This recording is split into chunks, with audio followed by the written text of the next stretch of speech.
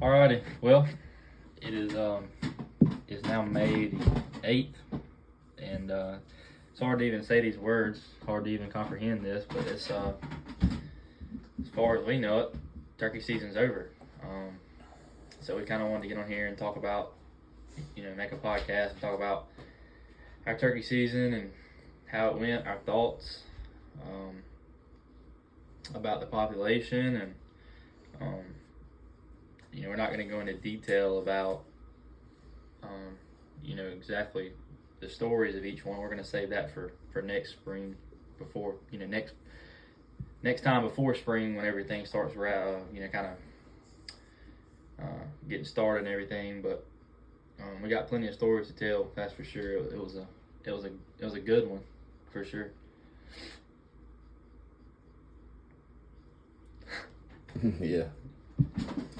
Yeah, it was. It was a lot of ups and downs. Started out very slow, but it picked up pace and got hot at the end. Got very hot. That's what stinks. That's what sucks about it, is it gets real hot at the end, and it just makes you want to keep going, and then it just stops on you, and there's nothing you can do about it. But we're sitting at May the 8th now. Everything's wrapped up. However, there's a possibility we're going to go on a guided Georgia hunt a couple hours away from us. We don't know that for sure yet, but it's a definite possibility before their season goes out on the 15th, a week from today. So that might be a possibility. So it might not completely be over, but yeah, we kind of talking about it. That's one of the first things. We had a lot of firsts this season. For the first time in our lifetimes, we guided a turkey hunt. Met a wonderful person in Dalton, and a connection that'll last for a lifetime. That also built other connections for future with other people that are interested in getting into it, and that's what it's all about. Yeah, we're super proud to say that we kind of got Dalton hooked on turkey hunting, and this season was just a lot of firsts. The whole unofficially breaking a state record. Who would have thought that in a million years that would have happened? It was just a fun turkey season. It's probably the most fun I've ever had in a turkey season. Kind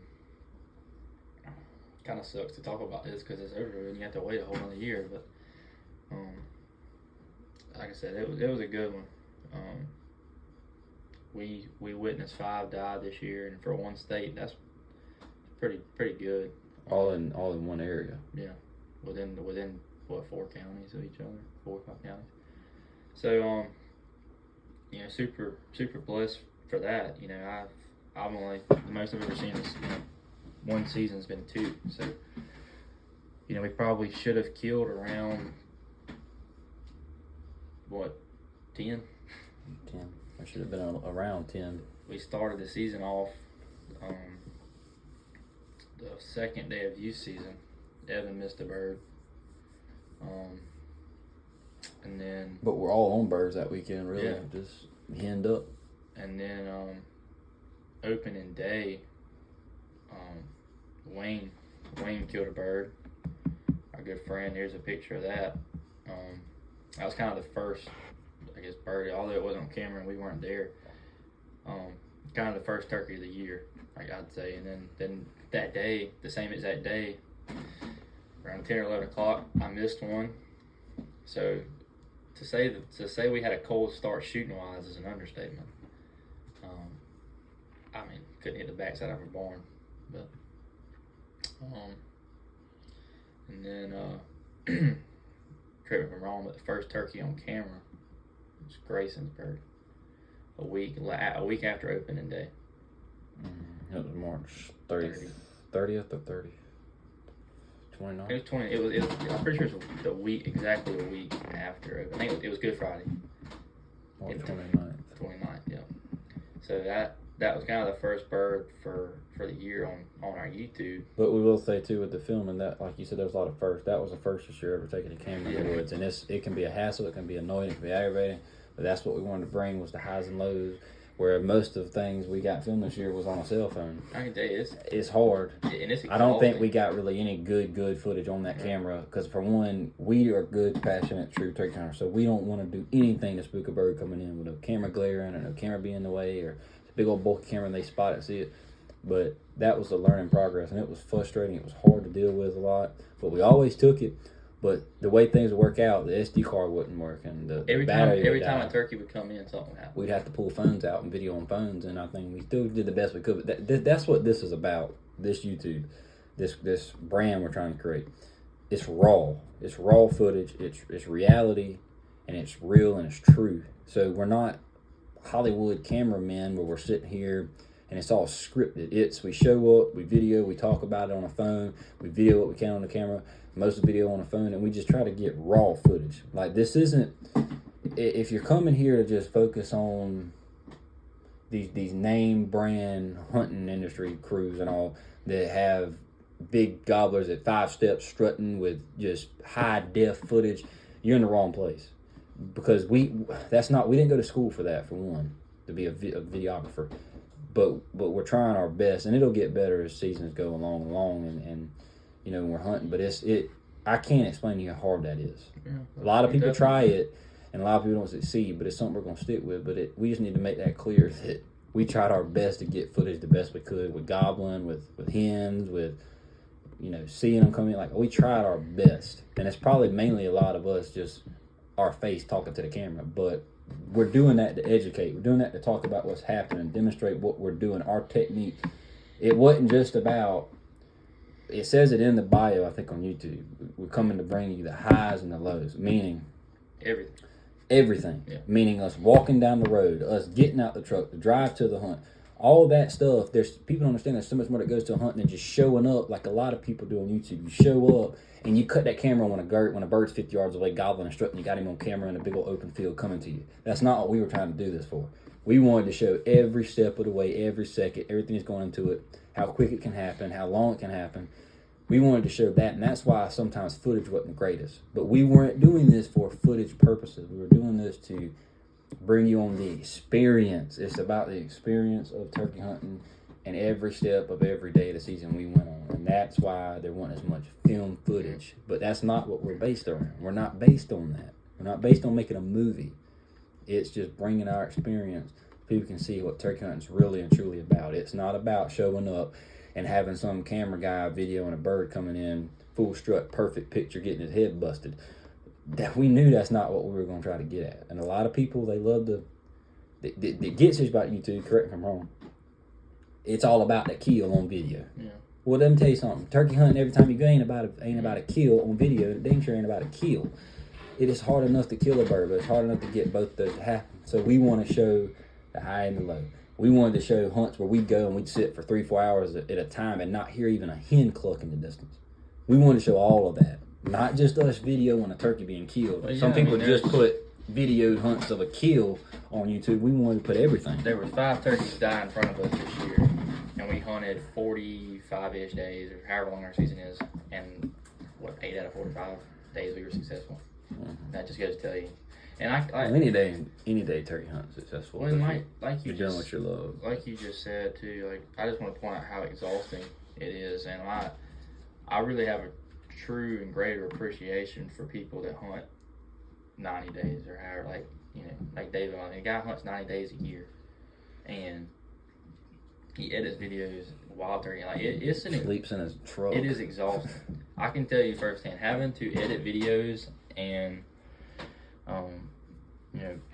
immediately after turkey hunt, because we normally, the past 2 videos we didn't get up because turkey season ended. We kind of want to take a break, but most videos were out 2 to 3 days after the hunt. Yeah. It was pretty quick. So, and it's exhausting. It is a task in itself to stay on top of. And it's a commitment. That's what people don't understand about it. It's not, and I'm sure people, well, yeah, do y'all not work? You don't have a job? Well, let me tell you something. I have a job now that allows flexibility like that. So I think in, how many days was it? 45? I think our season's 40 or 45 days. Well, however many it was, I think if there was a day where I did not get out of the house and go get in the woods and hunt a turkey all day long, I think there was 2 full days this whole season I did not get out and hunt a turkey. Weather driven. And that was just because, for one, my job allowed me to have flexibility. So when I'm at home, yes, I'm working. But whenever I had the opportunity, I was going to hunt as much as I possibly could, because that was the goal this year, to be out and experience. And I'll tell you what, I'm still catching up on. I'm exhausted. It took a lot out of me hunting just about every day other than 2 the whole season. So I respect those guys that do it for a living year round. But you gotta love it to do that. You gotta really be committed to it, because there's gonna be a lot worse bad than there is good.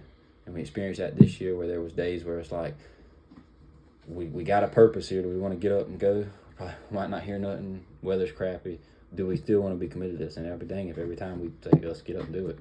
And it's frustrating sometimes, but. And then, that was certainly a first. And then, another first, like we said, is, you were the first one of us to tag a turkey. And we're not going to go in detail about it. We'll go in detail about it next spring. But what I still can't wrap my mind around that. The first turkey of the year for us was a freaking state record. A turkey. toad. A toad of a turkey, yes. We're not bragging, man. I don't kill turkeys to brag about no spur, no weight, no beard, no fan, nothing. His beard was average. His spurs were nicer than average. They weren't insane. But dude was a monster. He was a weight-wise just a... I've never been out of breath. Like a Midwest turkey. I've never seen anybody out of breath carrying a turkey. And it was that bad. Like it looked like Will had a small fawn over his shoulder. Like it was that big of a turkey. But, yeah. And like I said, I killed the third one of the year. I had been, you can ask Will, I had been kind of worried for a quick minute that it wasn't going to happen, because it's just we were on them. Your first bird was worked hard for. Yeah, I'd missed a bird. I knew in the back of my mind, and everybody knows that you don't get so many opportunities a year to have a shot at a turkey. And of course, thankfully we had plenty of property that we could bounce around to make it happen. It just kind of got to the point where I was like, it's probably going to happen this year. I kind of accepted it. If it did happen, of course, that's fantastic. But if not, it is what it is. We're just going to keep after them. But luckily, like I said, not going to go into detail about it, but I was able to get one. But I think what helped that too is another first. Never killed turkey. Yeah. Well, I think another thing that helped us get to that point was we took a step back and we said, we're not know-it-alls. We don't know it all about turkey hunting. But there's a particular human being we could get with and connect with, and we might could learn a few things to not necessarily how to hunt a bird, but just to take a step back from how hard we were hunting and just watch how to do it from right a perspective, way. a different perspective, not doing it yourself. And man was getting Mr. Randy Rhymes to come along with us. That was right at halfway part of the season. And then from then on, it was like we were with him all the time. I mean, it was... Well, that's the first time. It kind of just... A long time. Yeah, it just started a trend. It was like, man... Now we're doing what we love doing. Because he's a turkey hunter. He is a true turkey hunter. He loves it. He can't stop thinking about it. And when you put people together that are like that, regardless, they're gonna do it. They're gonna do what they want to do. They're gonna work together as a team and help each other. Boy, and that's what we did. It kicked off, and I think that's another reason why we got so hot at the end of the year, because killed that bird on like the 5th, 16th, something like that. Yes. And the next 2 weeks we were on. We were not on turkey, not one day. I ended up killing another bird a week before the season ended, the 23rd. I think it was about a week or so after I killed that other one. And then last day of the season, first time, another first. Never have I ever even been on a turkey the last day of the season, if I can remember right. We go and we kill another one, and we were on turkeys the whole day. So it got hot there at the end. I don't know how to describe why or when or how, but like Will said, it kind of leaves a sore taste in your mouth, because now, you're just kind of leaving them there gobbling and leaving them there strutting. And this morning on the way to school, I seen several turkeys in fields, and it's 93 degrees today, May the 8th. But they're still doing their thing. And I think that's one of the main things I learned this year too, to be honest, is and I've seen articles about it, and I've believed it, but I learned this year, the day I killed the first turkey of the year, it was 85. a lot of people say that turkeys shut down and won't act right when the temperature's hot. They're not as vocal, but man, they still are doing their thing. That's what, and I think Mr. Randy told us that he's like, hey, what he says, where they gonna go? They don't just go to sleep on the couch. They don't just go and they don't go in their AC and sit in their house and watch TV. It's their time of the year to do their thing, and they're gonna do it. They have 2 months out of the year, 3 months out of the year to breed and to create new future turkeys. So they don't care what the weather's like. They just may not gobble, or they may not walk around strutting or whatever. But they did not gobble as much this year.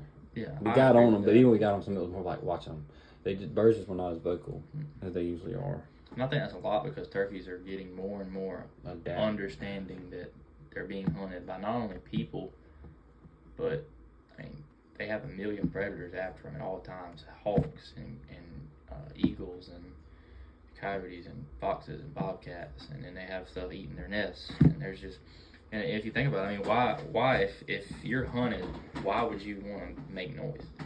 You know, like if you're a person walking down an alley and you know somebody's following you, the last thing you're going to do is scream because they know you're there, you know. So it's kind of the same concept with turkeys. They kind of know, you know, of course, a lot of people say that turkeys are the most stupid animals in the world, but turkeys, through, I don't know if it's through genetics or just what, they've kind of, every year they seem to get a little more smarter, a little more adaptive, a little more proactive as to how they go about their daily lives. And they just, I don't know, they put a whooping on us a lot of the days we hunted. That's for sure. It was a task to get up every morning, rain, wind, or shine, and just hunt. That's another thing. The weather for the first week of the season was depressing. Mm-hmm. I feel like we've said it 100 times. We could not catch a good, clear, beautiful, calm weather morning. And that's a lot of the case in March. March is normally a rough weather month for us, but if it wasn't raining, it was windy. And if it wasn't windy, it was raining. And if it was hot, it was foggy and humid, and it was cloudy. Like I said, the day that Grayson killed his bird that morning, Good Friday, was the first day that it was cool and crisp, and you could hear for miles. It was, that morning, you could have heard a pin drop. Mm-hmm.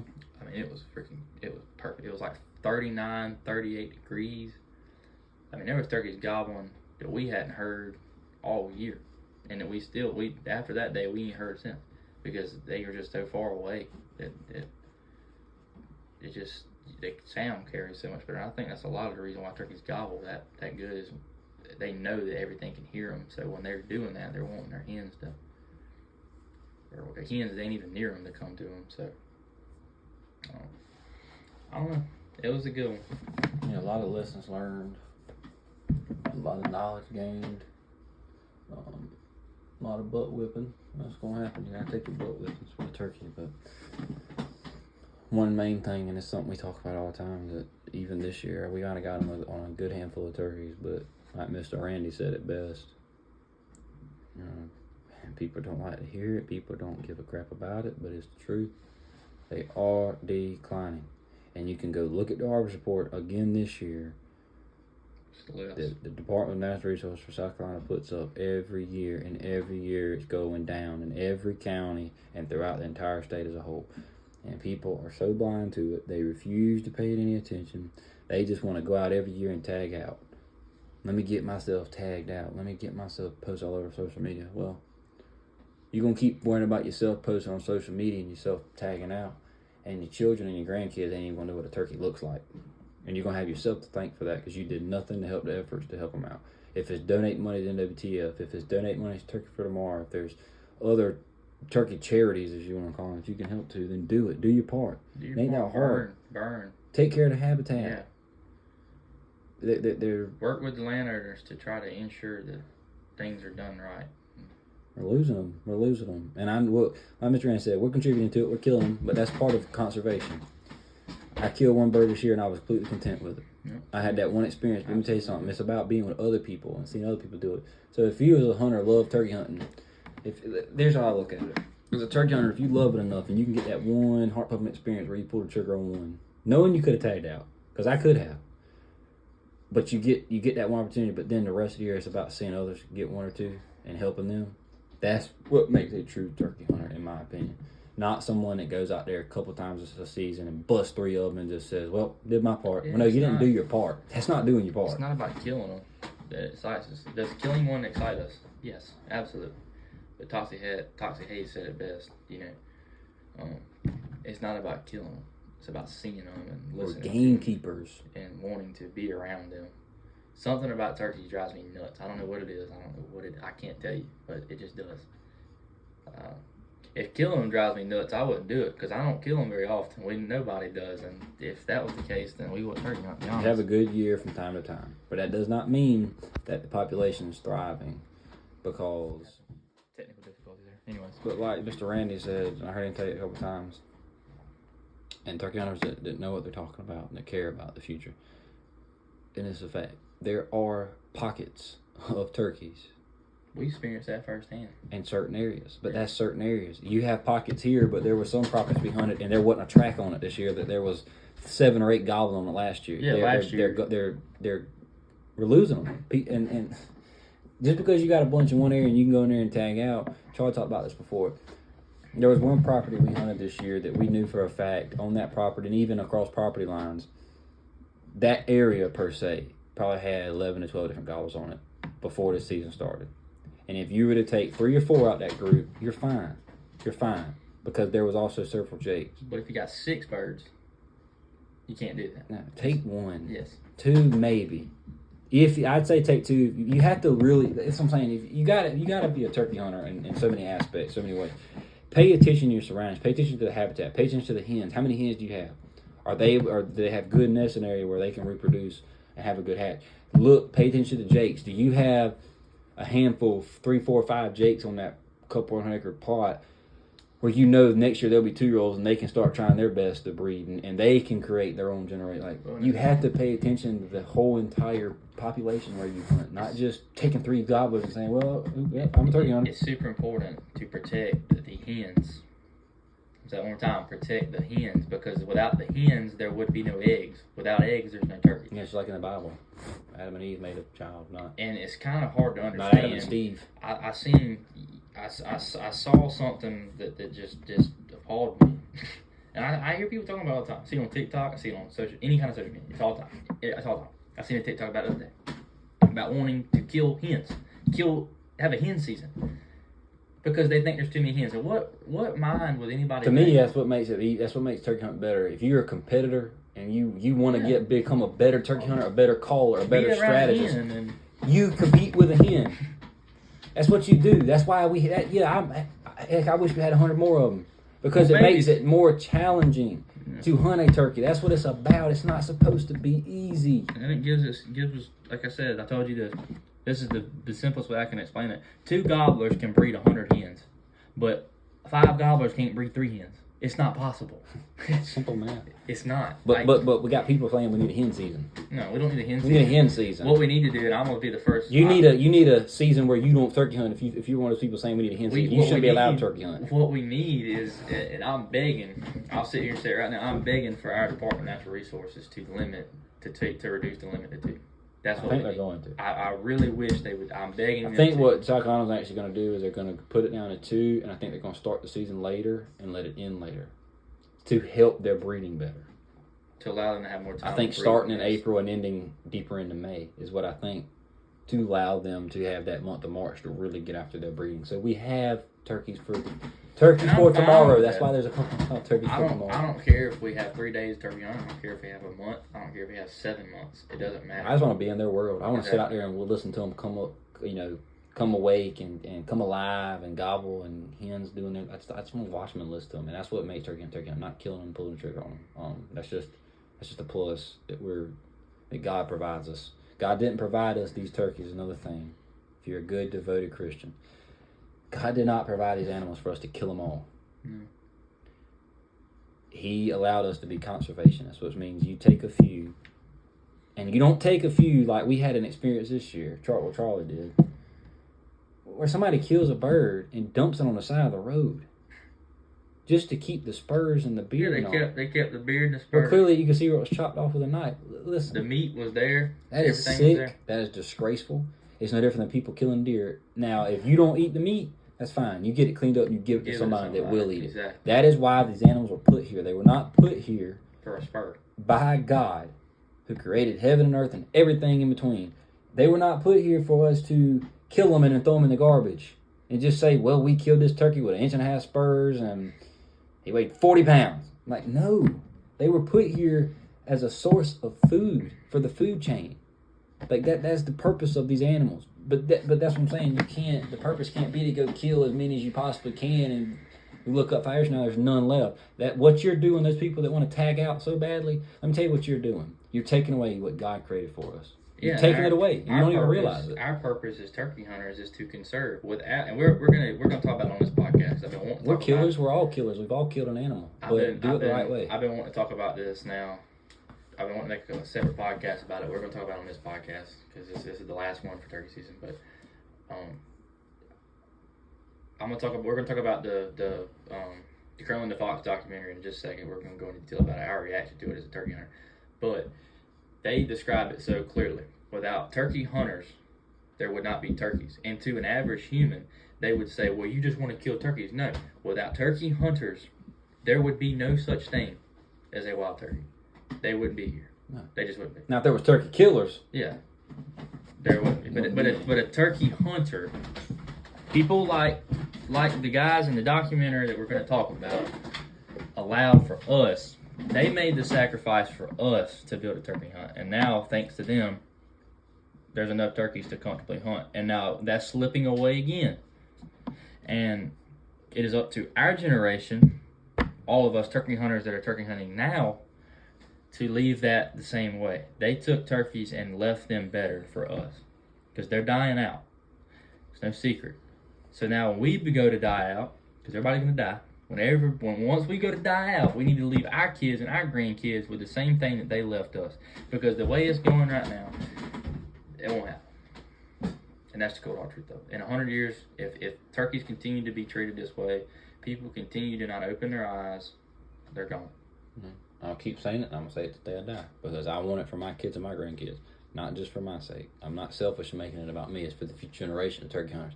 Those of you that claim you're turkey hunters, and notice I say claim because I'm sorry, might hurt some feelings. I don't really care. I care more about the wild turkey than catering to your feelings. Some of you think you're turkey hunters, but you're not doing what it takes to keep turkeys around. And that's exactly what Charlie's trying to talk about. You can't talk the talk about being a turkey hunter and not walk the walk. Like you can't. You can't say you want to do this, you want this. Well, I want there to be more turkeys. Well, if you want more turkeys, then do your part. Do your part. Don't be a numbskull and be blind to the fact of what's been happening. Don't be a numbskull.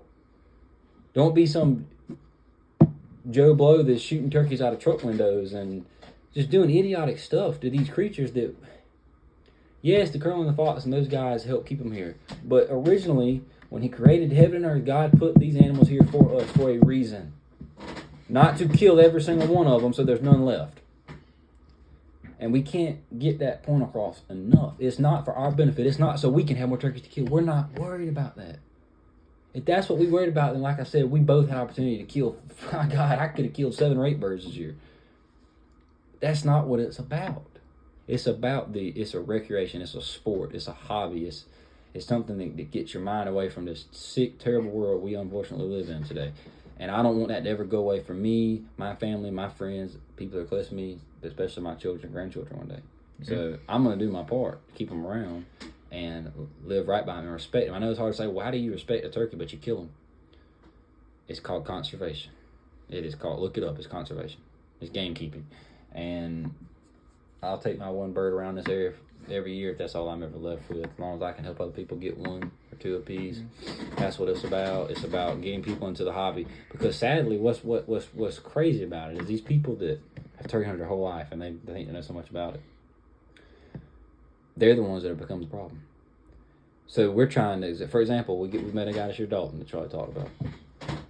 we've tried to educate Dalton because he didn't know much, but he's getting into it. The more you can get people into it that you know that you've helped enlighten on the serious problems of the wild turkey, they're in good hands. The better. Those people are going to be willing to help more. The people that are just now getting into it, that want to listen and want to learn, than the people that've been doing it their whole life, and they're so blind to it and want to act like they know it all. Well, yeah, I mean, that's perfectly laid out. You know, like I said, just kind of talk about the whole the documentary. Kind of just lay out our initial thoughts to think about, and I'm not going to cut you off, but before I forget, think about. Clearly, people at Mossy Oak know they're turkey hunting. They know what they're doing. Todd Hayes and all those guys. So, what are the odds? Those of you that don't think you don't think that they're thriving. They're thriving turkeys in this country. They're thriving, absolutely thriving. Notice I keep saying thriving because so many people think they're thriving. Let me make this clear. Look at the odds of why they released that documentary this year like they did. What do you think the odds are? Okay, well, they're probably just like every other turkey hunter that truly loves it. This needs to be put out this year so people can understand what these people did to keep them around, and now we're not doing our efforts to keep them here. I mean, am I right, Charlie? Think about the odds of why that was released this season, because they know, they see what's happening in the turkey hunting world, and they want to help. Well, and that documentary, man, it's kind of my first initial thoughts, and I'll let Will talk about his initial thoughts, but man, I can tell you what my thoughts are is, I try to explain to people what a turkey means to me, and people think I'm dumb, people think I'm stupid. I've never been able to accurately say, this is what a turkey means to me. But watching that documentary, that's what a turkey means to me, without having to say it. And I'm gonna tell you firsthand, I don't even care. That thing right there made me tear up more times than I care to admit, because it means so much to me and to others. And my initial thoughts on the documentary is just, wow, the things that they talk about, the fact that there was a couple thousand turkeys in the old state of Alabama at one point. There was once a point in time where we wouldn't have had a turkey to hunt. That would have shaped our whole lives differently. And to see the effort and the hard work and the fact that these guys, man, they didn't hunt for what they say, 3 or 4 years? Just to keep turkeys around. I mean, it ain't just them. It wasn't just. So they were turkey hunters. There was people across the country that worked together. Turkey hunters came together to create this bond and make this bird last. Whereas now, as turkey hunters, that bond is again shattered, and we're in a fight and a constant argument about population decline. It's happening. No, it's not. It's happening. No, it's not. Regardless of what you think, is it that bad of an idea to do more for the wild turkey? Is it that bad of an idea to try to create habitat, to try and create food? Is it that bad of an idea, regardless of if there's 1 million turkeys or if there's 5? The narrative doesn't change that they need to have more habitat and they need to have better habitat. So my initial thought to the documentary is how powerful and understood. How can you watch that and not think to yourself, okay, maybe I need to stop being a piece of crap and shooting turkeys out of windows and shooting turkey over corn and shooting everything that walks, shooting hens, killing poults, and running over hens. How can you look at that? Bush hogging nest. I mean, instead of waiting and deeper into the summer to do it. There's so many ways that we, as human beings, are contributing to the population decline. So many ways. We are the reason. We are the reason. I mean, yeah, you could say coons and possums, and that's a huge thing. Well, Ed can't defend himself. But 90% of the time, not 90% of the time, turkeys are declining because of humans. Whether it's housing developments, or it's cutting a mess out of trees, timber cutting, or it's letting your land just literally grow. Well, a lot of times too, the reason we're needing so much wood is to build so many houses, because for some reason right now this country is wanting so many other people to be a part of this country. That's all different. But think about it. We need more wood because we're trying to have the backs of people that aren't even from this country. So we got to have paper for them. We got to have clothes for them. We got to have wood for them. We got to have houses built for them. So we're just going to say, screw the wild turkey that's been here for thousands of years. What does wood create? What does wood bring into the household? What does it bring? It brings a pretty penny. And that's all people care about now. Even with turkey hunting, that's all people care about. Money. How nice of a gun can I have? How nice of the decoy. How much money can I spend on it? How much can I show off that I have all this? Okay, well, you can show off all you want to, but are you really a turkey hunter? Do you really know what you're doing? I'm not trying to be a butthole here at all, but it's just hard. I just learned a lot this year from the outside world as far as turkey hunters. Like Charlie said, it's such a competition instead of just coming together. I mean, Mr. Randy talks not about who it, knows more, nothing like that. There was a point in time in Mr. Randy's life where they would go and they would kill turkeys like they killed deer because there were so many of them, and they didn't know any better. But as soon as they realized what they were doing... You could tell this year that man was scrounging for a turkey. Yeah. Like, you could tell. You could see it in his eyes, though. He was... I mean, those guys used to not have to stress about it, but it's because they did right by the turkey. Once Mr. Randy and his buddies realized what was going on, at that point is when they become conservationists, and they realized, okay, killing 12 turkeys a year is not a good thing. You know, and then Mr. Randy got involved in the NWTF, and Mr. Randy started doing paid hunts for people to raise money for the NWTF right here in our hometown, and not to mention helping disabled veterans, handicapped people in wheelchairs that are that's what hunting paraplegic stuff like that. That's type of guy he was. He wasn't a well, I've got thousands of acres and I've got all these turkeys and I'm gonna keep them all to myself because I'm stingy. That's the other thing with turkey hunting. It's become such a stingy sport and a stingy hobby.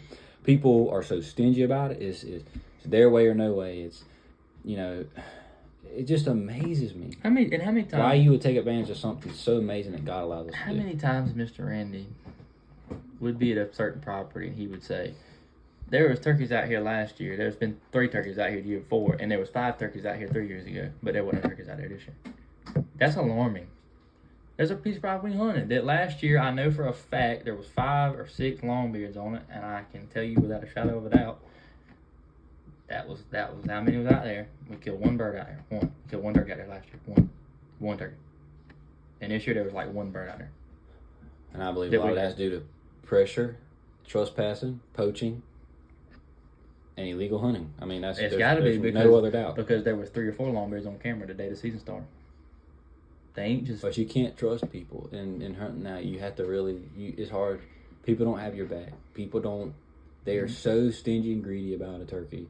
But the stingy and greedy ones are the ones that want them all to die off. Those are what the stingy people want. Stingy people want to just kill, and not give back. Not give back whatsoever. And that's sick. You can't make people do things, but you can certainly open people's eyes. I feel like I've made an impact on certain people throughout the course of the past 5 years. Kind of once everything's really started kind of becoming an issue is when you really start hearing about it is one thing, but when you start seeing it with your own eyes and you start telling people, like, just pay attention, just look for it, just look for these things. And once they start looking for it, they kind of see and they understand, okay, well, maybe so. And then that maybe so becomes in the, okay, yeah, there's definitely, we're losing turkeys. When you look at a harvest report and there's 500 less turkeys killed every single year for the past 4 or 5 years, that's not good. It's not good. Because 500 birds a year, 12,000 turkeys a year killed. 3 years from now, there's going to be 9,000 turkeys killed a year. I mean, that's not good in any way. And I think the last time I looked at a 2019, South Carolina was like 100,000, like there's 100,000 statewide turkeys. I think the highest state was like Pennsylvania, like 690,000 or something like that. Maybe Texas had like 1 million. But most of the Southeast in particular is like just bad. Like Arkansas is like 80,000 turkeys. That is bad. I mean, just for reference, our state probably has over 100 million deer, and there's 100,000 turkeys. Like, that's insane. That's insane to think about. That's how few there are. I mean, no, there's not. I'm not sitting here telling you that there's no turkeys anywhere, that you're never going to kill turkeys again. But you need to learn a more careful approach on your properties of how you harvest turkeys and become a manager and not just a killer. A conservationist and not a killer. Be a turkey hunter, not a turkey killer. Killing turkeys is fun. That's what we do it for sometimes and everything like that. But at the end of the day, killing a turkey is not the source that drives us. It's just the pure joy that it brings. Like, I can't even, that's what I'm talking about, this documentary, it lays out exactly what turkey hunting means to people, but I cannot tell people what it means to me. I can't. I don't know how to tell people because I don't understand it. Never will understand it. Never have. I love deer hunting, but don't no deer excite me like no turkey. I love duck hunting, but don't no duck excite me like a turkey does. So I don't know what the difference is, but this is a different feeling. Yep.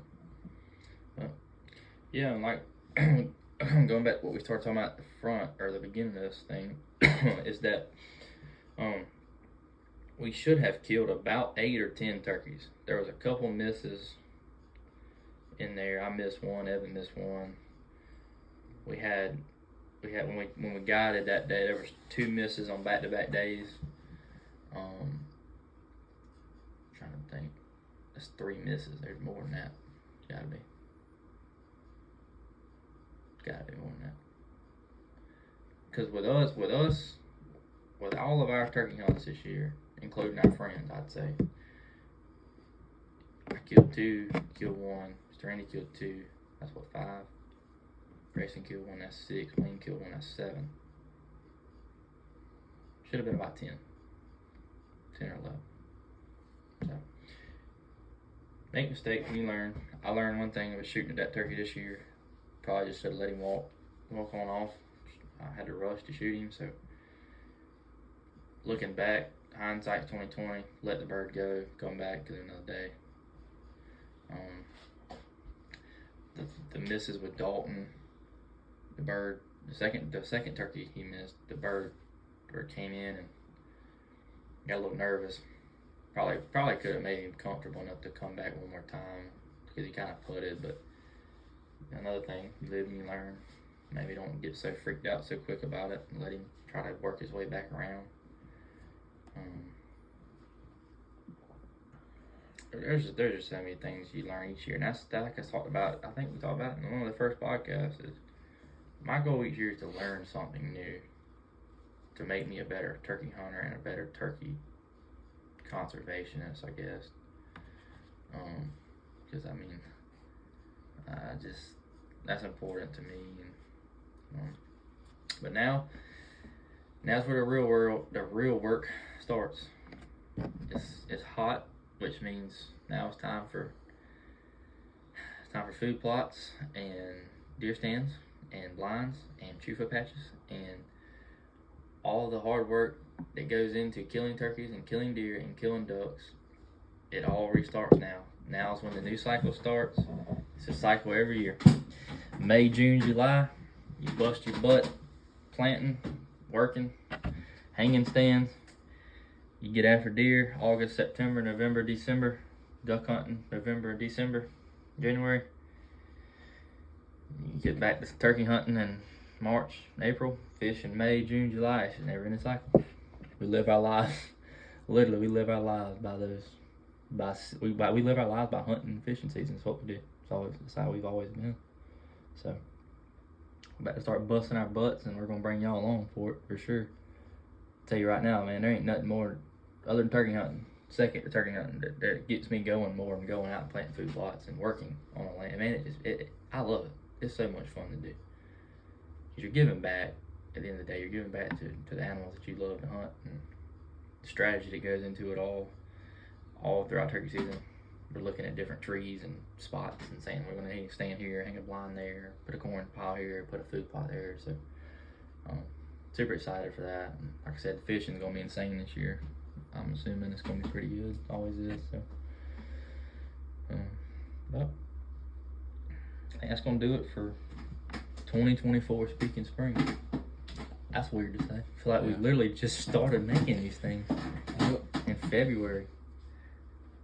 3 months ago, we just started this, and now it's coming to an end. But hey, there's always next year. It was a good season, probably the best we've ever had. Doesn't mean there's more turkeys this year. That just means it was the best we've ever had.